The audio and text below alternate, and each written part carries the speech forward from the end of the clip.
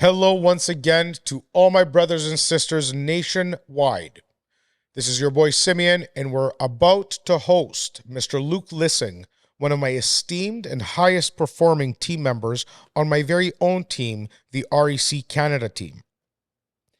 My team is made up of just over 50 senior brokers that transact for clients all over the GTA and all over the country for those investors seeking to invest in the GTA. Luc leads the investment real estate world with his value proposition being one of efficient analysis and the ability to close somebody on what they were looking to do.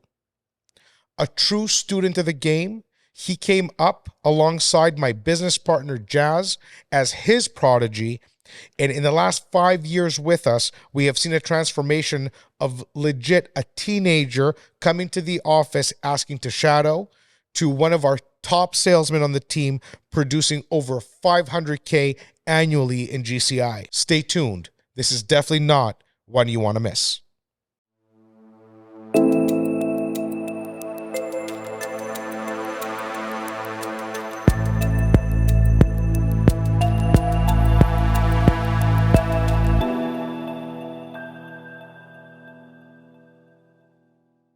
Hello, everybody, and welcome to Broker's Playbook.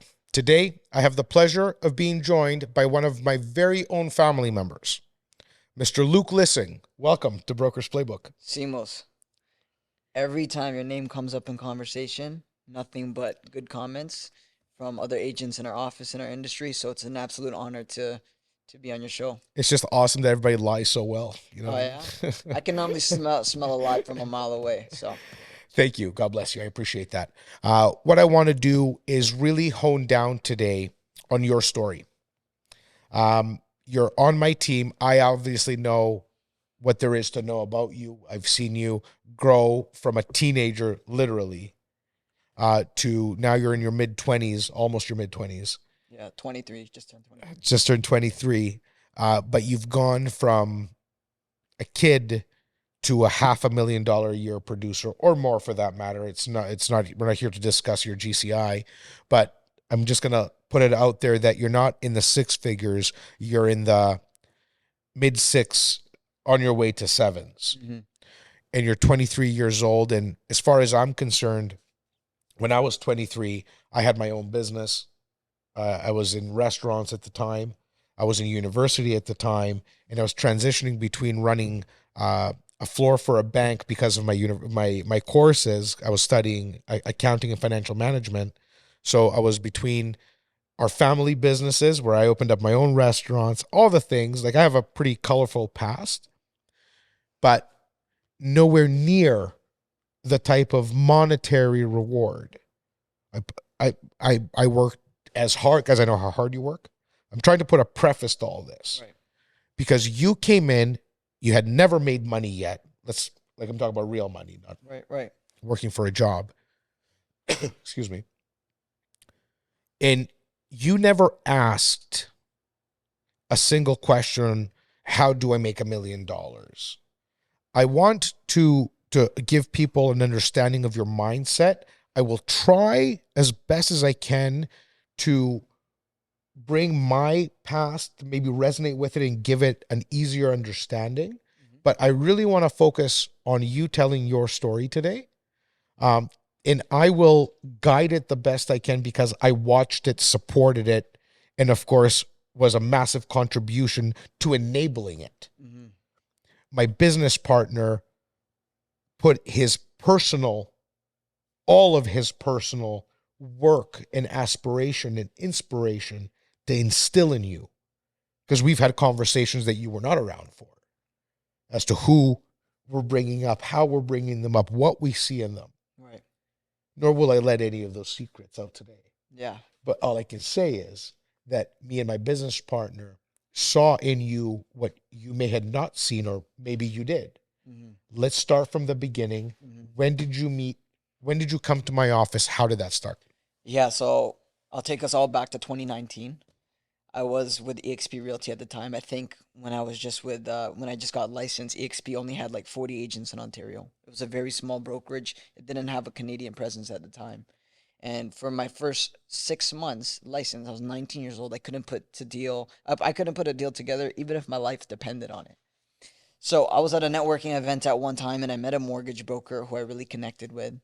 I'm not in touch with him today, not for any particular reason, just fell out of touch. But he added me to a WhatsApp group chat with 10 other investors. And all we did was share investment deals. And every single listing, I would say 80% of the listings that would come up were from a guy named Mike Seal, who you know very well. Yes. So I called this guy Mike Seal. I say, hey, I see on your website you have a bunch of listings. They're all investment properties. I want to get into the investor game of being a realtor. Can you tell me Why did that attract you, by the way? because I knew investors were multi-transactional. If I helped John Smith buy his first home, he's probably not going to move for another 7, 8 years.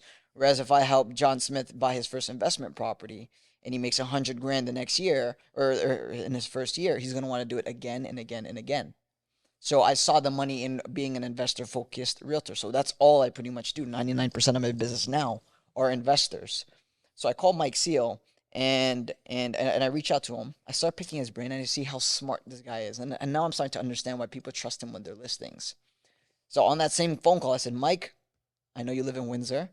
I'm dropping everything now. I'm moving to Windsor. I'm going to come learn from you. I don't care if you scam me. I'm just going to take that leap of faith. He says, slow down. Speak to my friend Jazz. He runs a very similar firm, but in Toronto. So that way you don't have to move. I sent Jazz an email to his Royal LePage email. Obviously, no one checks those. So he didn't. He didn't respond. And then a few days later, I got a phone call from Jazz, and he reaches out to me and says, "Hey, I got a notification from my office that you're looking to get a hold of me. Just wanted to know what it was regarding." I explained it to him. I said, "I want to come learn from you." He says, "No problem. Tell me more about yourself because we don't just take on agents." He says, "How long have you been in the business for?" I said, 6 months. "How many deals have you done?" 0. "Well, how old are you?" 19. "Unfortunately, Luke, we don't take on any new agents." And then I stopped Jazz and I said, "Well, I think you're making a big mistake if you don't meet me." And then he was silent for like a good 6, 7 seconds. And then he invited me to meet him. Because And typically that was it. somebody who gets turned down just, puts their head down and just moves on. Yeah. But not you. So before I even learned sales, I was already applying principles that I now teach today, which is just because they say no once, actually depends. In dating, you might want to take the first the first no, but in that scenario, no. I told him, hey, you're making a big mistake. And tell me how that went. So you're telling me he's making a big mistake, takes a long pause. How did you finagle your way into the back of the You office? have to make an impression. So Jazz, after the phone call, he said, "I'm gonna text you a link to my Calendly. Book a time for next week just to have a chat." This was a Friday evening. I booked it Monday at 8 a.m. I was there 10 minutes before. I was there before his own staff showed up. And I was dressed well. I was wearing a suit, a dress shirt, 10 minutes early before the appointment. And that was it. It left a lasting impression because I did it on the very first available time slot in the entire week. And then I just told him everything about me. I was very honest. I was working another job at the time. I told him I was making $1,500 a month, which is nothing. And yeah, he said, "You know what? I'll take you on for a couple of months, see how it is." And then after that, he gave me a full-time job as his assistant. So that was my role for year one as a realtor. I didn't transact a single deal. It actually took me 18 months to do my first deal. I'll also remind you of what your salary was as his full-time assistant at the beginning. Yeah, Do you remember how much it was? it was like less than 30 G's a year. Student of the game is a term I use quite often. Student of the game is this podcast episode because you are a true student of the game. And I will also tell you that Jazz Takar and myself, for all the things we've done wrong, the one thing that we've done right, our entire career, continuing to this day, we have maintained the principles of being students of the game. The term is loosely used, and here I'm not going to allow it. I'm going to really define it. The game is life. It's not real estate. It's not this. It's not that. It's the way you perceive the world around you. And I believe my family, my work, my aspirations, my ambitions, my conflicts, anything that happens is all part of one big game. The minute that you think you're above any of it, the minute you think you made a couple $1,000,000 or a couple $100,000 or $50,000, depending on where you're at, the minute you feel that money or a specific achievement has put you above anyone else is the day, the moment, the second you've lost the game. Mm-hmm.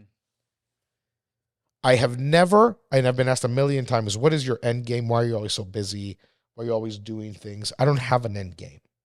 I'm looking to better myself every single day. If we achieved something great, fantastic. Take it in, have a great day, throw a big party, have a couple of drinks. Tomorrow's a new day. Right. And we're definitely not going to go backwards. Yeah. Being a student of the game is understanding and being humble about what you go about. Not to not have pride in what you do. But you are not the top. You will never be the top. Right. I will never be the top. Because there's always the next person that's going to come and try to take what you did, that's human evolution. You take and you use. You took Jazz's knowledge and you're now making it your own. Mm-hmm. Shame on you if you don't become better than Jazz. That's your failure. Right. And I shouldn't use the word failure. You're going to make your own interpretation. Mm-hmm. But the whole point is, to this day, I have dozens of mentors. The president and CEO of the Ontario Real Estate Association, the CEO of Royal LePage Canada, my own broker of record, my father, may he rest in peace. Right. It's irrelevant. I look at people every single day and I take what I can with permission or without permission. I will take what I see as noble, as something that I can use and reinterpret it my own way. Knowing that they have gotten to where they are using specific principles. Discipline, consistency, resilience, whatever they may be. You can always take something and improve every single day. Yeah. You have been applying this for the last 5 years, 4.5 years. Tell me a little bit about being a proper and good mentee, not a mentor. Mentee. What is a good mentee? How do you keep improving? If you were an arrogant little sucker, you'd be like, I got this. I made $500,000. What's up? Act a fool. But you don't. You show up at the office every morning before everyone else. You are the last to leave every single day in, day out. Why? How are you a proper and good mentee? Yeah, so there's a number of different ways I can answer that. I think first and foremost, people already naturally don't like the arrogant type of people. People that think they know it all, people that don't ask questions, people that try to impose their worldview onto others. So the biggest mistake I see most people make, not just salespeople, not just realtors, is that they're brutally arrogant. Brutally. Meaning, if someone like Jazz or yourself sits down on a podcast for free and says, here are step-by-step instructions on how to make $100,000, $500,000, or $1,000,000 a year in real estate, some people are going to take parts of it and say, you know what, I don't like that CMOS guy. That guy's too loud, I don't like him, whatever. And then they're not going to take that advice. Arrogant, where if they just humbled themselves for a moment, soaked in all the information that you generously shared for free on this podcast, they might pick up a thing or two and just chip away at it. Their lives can change forever. So when I was Jazz's assistant, anytime he asked me to jump, the only question I asked was how high. Yes. There have been countless times where even the type of work that I would do to get what he wanted to do didn't seem efficient or effective on my side, but if it meant it got it done faster for Jazz, I would do it. For example, there was a project that we launched in Bowmanville, Moto Condos, round one. And there we had a record-breaking 35 deals in one project. That was the most we've done in a single project. And because of that, we were constantly dropping off checks in Bowmanville. What most people would do, and I was Jazz's assistant at that time, they would wait for all the deposit checks to come to our office, and they would drive it all at once to Bowmanville and drop it off. I didn't take that approach. I wanted every deal to go through. So the moment it came in, I would drive 45 minutes to Bowmanville and back. I was doing that 8 hours a day. And guess what? I never asked for a penny in gas money. That came out of the $2,000 a month you guys were paying. I did that myself. I never asked questions. And anytime I was told to do something, I did it without questioning it. So to answer your question, the mistake most people have is they're arrogant. They think they know better. They want it done their way. Well, there's a reason why you're broke. It's because you've been doing things your way. Do it the way someone else has been doing it. Someone that's been successful. Jazz is when I met him. So I think you just hit principle number one. Go. Self-acknowledgement. Completely. If you knew what you were doing, you would have been where you want to be. Completely. But you're not where you want to be. So eating a piece of humble pie and understanding that other people just might have a strategy or two that might be more effective than what you thought was effective might be the way to go. Yeah, completely. I love that. In that example, it made sense for all 35 deposits to come in at once and just make one trip. I was like this, back and forth, back and forth, back and forth. But your 10 days also came down by 80% because the firm dates come as the checks go in. And that's when we developed the term sticky rate. What's the conversion of people that signed to going firm? That month, we had a 92% sticky rate. So those 35 people, that was 92% of the people that actually signed, right? And that was because of how quickly we were able to get things done. It wasn't effective for me. It wasn't fun driving that much, but it was what was needed to get the job done. And that was a record-breaking weekend for us, 35 deals. How many people do that over their careers? We did that in a weekend. Yeah, I like that. Well, it was a day. It was a day. It was a day. That turned into a month of work, but it was a day that converted 38 people into the funnel, 35 into deals with a 92% stick rate. I absolutely love that. Luc, take me to the last couple of years. Yeah. We went through the craziest up and down in Canadian history. It's obviously, it was a first for all of us. So there's not a single person on this earth that can say they went through a pandemic in their lifetimes ever. Because the last pandemic, well, I'm not going to talk about the early 2000s of SARS. It wasn't the same. Yep. It didn't shut the world down. The last one was in the, 1920s, 30s, whatever, Spanish flus. And the last time we got gutted with mass death. But this one was different. Technology is different. The world's a much smaller place right now. People were divided. It's fake news. It's real news. Monetary policy brought 0% mortgages. You could get a 5-year variable at 0.99, which is less than inflation, which that means they're actually paying you to borrow money. Right. Just a quick FYI to everyone. That brought on a shitstorm of a heyday of amazing real estate years for brokers. Buyers got into real estate. Agents that may or may not gave the appropriate advice, put clients into real estate. And now for the last, let's call it year and a half, on the nose actually, February 2022 to now is exactly 18 months. We have the exact opposite effect. We're looking to fix what we broke. Right.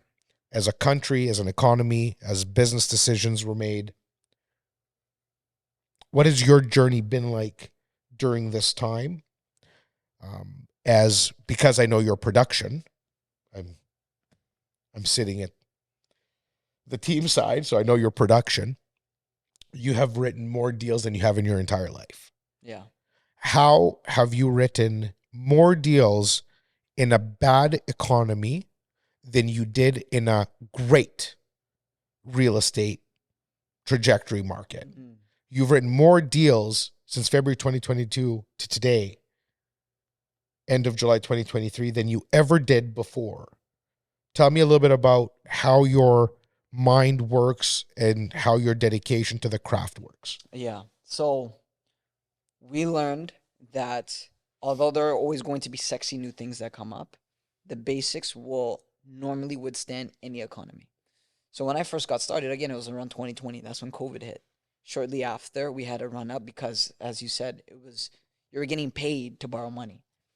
So we saw that quick run up during the pandemic of all these sales, prices, homes selling $400,000 over asking. We saw a crazy market over the last year and a half. And now on the flip side, we're seeing that slowdown. People are panic selling. People that can't carry their mortgages. So I'm seeing a lot of different economies that I'm not normally used to because I was just getting started. I'm still getting started. I'm only 4.5 years in the business. What helped me pre-COVID, during COVID, and post-COVID, doesn't matter when, was constantly making phone calls. As a salesperson, your job is to make connections. So I'm not in the business of chasing the next deal. I'm in the business of chasing the next connection. I want to know who relates to me. I want to know who resonates with our style of investing, which is the buy and hold. We never sold people during COVID the get rich quick schemes, the flips, none of that stuff. Although they work, although you can make a lot of money, Well, we they like to also sleep well don't at night. work. So Correct. when we talk about flips, and this is direct to real estate, and we're speaking to real estate salespeople and mortgage brokers right now. A flip is not a real estate investment. Mm-hmm. A flip is a business. Unless you're in construction, and unless you got dry powder, meaning cash in the bank, and you're not financing and you're not doing things, and you control a lot of the work, you're in for a lot of surprises. Mm-hmm. If those surprises extend your timeline and take you into a different market, which a lot of people were caught holding property, waiting for permits, and now have to carry a property at 4 or 5x the cost, not only did you lose all your profit, you're probably going to have to either go bankrupt Right. or forfeit your deposit. You're going to lose. Mm-hmm. So let's not call flipping investing ever. And this is exactly what you were explaining. I just really wanted to hone in that point. Yeah. Real estate investing is real estate investing, not the business of it. Landlording is the business of real estate investing. Holding the property, creating value with an improvement and higher cash flow as a result. That's the principles of investing. And you were referring to connection. Mm-hmm. Are you the guy who will call 100 to get 20 pickups, to get 15 appointments, to close 5? Is this a numbers game straight up? Or do you look at it differently? It's exactly that. I remember one time Jazz broke it down for me, right? And then we just effectively broke down how many calls can you make a day? Okay, it's this. How much money? How many calls can you make a day? On average, without rushing things, 50. 50 is a safe number, I right? didn't know you were that slow. That's fine. Yeah, I mean, there was a time I used to do about $1.20. You know what I'm saying? yeah, Just saying. yeah, yeah, Just joking. yeah. I love 50 it. meaningful calls is huge, Yeah. by the way. Great job. Go on. So call it 50 calls. But then if I can earn X amount of dollars in a year, call it 200 grand in a year. If you break down the numbers, what Jazz did for me actually put into perspective. He broke down how much every call meant in terms of a dollar. Reverse engineered it. He reverse engineered, and we broke down every phone call I made was about $100. So regardless if they said no or not, I was one step closer to a yes, which equated to a $25,000 Yes. commission. So every time I made a phone call, I made $100. You know your value so you don't feel bad. People get turned off because they'll make 30 calls, they got 29 no's, 1 maybe, and they felt they wasted their day. Right. You never feel you wasted your day. I thought I made $3,000. I thought I made $3,000. So I was like, wait. That's the mindset of a winner. 30 calls, 30 no's, I made $3,000 because you're only 2 calls away from 2 yeses. Correct. Because those yeses mean a lot. Realtors are blessed. We're the only industry, we're the only profession where our paychecks increase with inflation because the commission stays the same, but the house prices have increased, almost doubled over the last 5 years.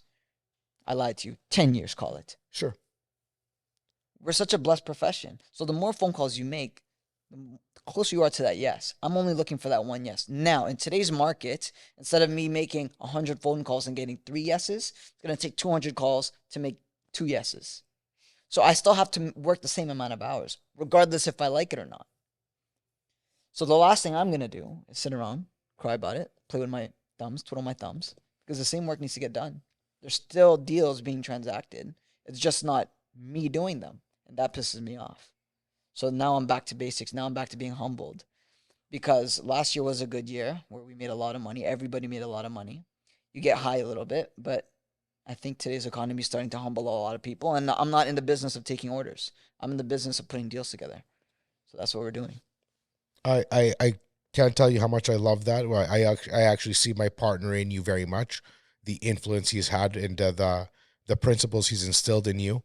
I'm going to give you a couple stats right now because we're kind of getting down to the nitty gritty, and I'm going to close this off soon. In 2022, almost 60% of Toronto Real Estate Board members are brothers and sisters. Almost 60% of the near 70,000 brothers and sisters in this business did not do a single deal. Wow. When I heard that stat, I didn't even know what to do with myself. Wow. I always knew it was bad that the top 20 do 80% of the work and blah, blah, blah, blah. 2 out of 10 did more than 3 deals. Seriously? Facts. Actual facts. 10%, 1 in 10, did over 5 or 7. There was just over 100 agents that did 100 deals or more. Wow. To put that into perspective, because I'm surrounded, our brokerage is Royal LePage Signature. We are the REC Canada team. I never truly speak about our personal business on the show. Right. But at Royal LePage, we're number 2 in Canada for GCI, number 1 in Ontario for most transactions. So we do a lot of real estate, and we're surrounded and do a lot of deals with true professionals. I work with a lot of the chairmans. We refer to a lot of our kind of trusted network. But to put into perspective that 45 or 50,000 agents, whatever the number was, didn't do a single deal, to me, that is so whack. That is so next level that in 12 months of 4 weeks of even 5 working days, I work every day, let's say. Let's say I'm a freak. Forget me. Right. But if you worked 5 days a week, forget working 8 hours. Maybe to some people that's a lot. We work 14. But you didn't work 4 hours a day? 5 days a week? What did you do? What did you do? If you spent a tenth of that time being a student of the game, you didn't even watch a podcast. To me, that is unforgivable. To me, that is not something that I am okay with. If you chose to be in a profession, if you chose to invest dollars and time, you took that time away from your family, your loved ones, or yourself for that matter. You'll never get that time back. Having the understanding and the awareness that this is one life we have. If you chose to do real estate, God bless you. You chose to be a cameraman because I'm surrounded by them. Do it well. Make sure that you come back next time with a new angle. Impress me, impress yourself, make the world a better looking place. Can I ask you a question? Sure, man. Do you, for the 45,000 that didn't transact, do you feel sympathy for these people? I have very mixed feelings because I'm going to feel sympathy only because I'm going to say either they didn't have the appropriate role model. I just don't know how you can go that wrong. It's one thing to give me, I don't know, 10%, 15% didn't do a deal. I just don't understand what you were doing. If you tell me right now, what did you do Saturday, May 12th? I'm going to open my calendar. I'll tell you the 16 things that I did. Every day is a new opportunity to take over the world. That's our joke. When somebody says, hey, good morning, what are you up to? Busy taking over the world, homie. What are you doing? I'm watching a podcast. I'm talking to my partner. I'm talking to my director. I'm talking to my staff. We talk. We improve. We take away. We learn and we progress. We are students of the game. And the game is only for us to set and create something special. And every year there's a new record. Every year there's a new improvement. Before we get all philosophical, I want you to bring this pod to a close, and I want you to give me your top 3 pieces of advice, not only to 23-year-olds, baby, because you are a baby, and you're already successful and you inspire me just by that. The fact that you're 23 and you're this driven makes me happy beyond your comprehension. So I can't wait to see what you'll be at 30. I can't wait to see what you'll be at 35, 40, and so on. I am 43. I am old and bald. Give me your top 3 pieces of advice, my man. Number one, if I haven't made it clear already, is don't be arrogant. Find somebody that is living the life that you aspire to also have, making the same amount of money that you aspire to earn one day, and follow that person, assuming they're a good person. They're not out to harm people. They're not scamming people. Follow that person. See what they have to say. Be humble. Because I have conversations now with realtors, and I'm sure, now that I know the stat, it makes sense now. 60% of the realtors that I speak to, they try to teach me something. It's unbelievable. And here's the beautiful part. I shut up and listen. Because even then, I can learn from you. Even though you've done 0 deals, I'll still try to learn something from you. So if at the position that I'm in, which is not even that great to begin with, because there's many more agents in this business doing better than me, I still stop to listen to those that do 0 in production at all. So 1, don't be arrogant. Number 2, don't chase the bag, chase the connections. Because the more connections you make, the more referrals you make, the better you get at sales, etc., etc. Last but not least, find out what you're worth and double down on it. Because it totally changed my mind when Jazz broke down how much money I made in my first year as a salesperson, which after being his assistant was about 180 grand. He broke down the amount of phone calls I made that year, and it worked out to be about $100 per phone call. The year after, I wrote just under $500,000 in commission, which was last year. As a result of it. As a result of it. Because I realized the more I make, the more seeds you plant, the bigger the crop's going to be, my man. So find out as a salesperson, as a real estate professional, what is the dollar amount associated to the phone call you make? For me, it was $100. If you can get it to 200, great. You're better than me. Even at 50. You got to find something to attach that phone call to. Otherwise, it'll feel meaningless and fruitless. Because to your point, if I make 30 calls and I get 30 no's, to me, I made 3 G's. Facts. 3 G's. Because at the end of the year, the money will be there. Because you're going to run into enough yeses. That's over 12 months of data. And I've done this for 3 years now as a full-time salesperson. Full-time. So there's absolutely no doubt in your mind that that is true and factual. 1,000. I have 3 years of data. Unless someone can show me something else, I'll look at that. But even then. Well, I will back up your data and tell you that both your analysis, the spirit of your day, which is never crushing and always inspiring, is a result of doing $3,000 a day. I mean, it's hard to argue that that's a bad day. Yeah, you know what I mean? Whether the money came in today or whether it's coming in 2 weeks, that's irrelevant. I love it. I want to thank you for being on the show. Thank you, You're bro. a true inspiration. Thank you. You are amazing to watch, and we're honored and happy and blessed to have you on the team. You're a good man. Thank you. Cheers. To my brothers and sisters out there, you've heard the boy speak. The boy knows a thing or two about resilience, and the boy knows a thing or two about making a dollar work. Broker's Playbook. If you or anyone you know wants to come on the show because you have something great to share, reach out to the team at community@brokersplaybook.com. We'll see you next week.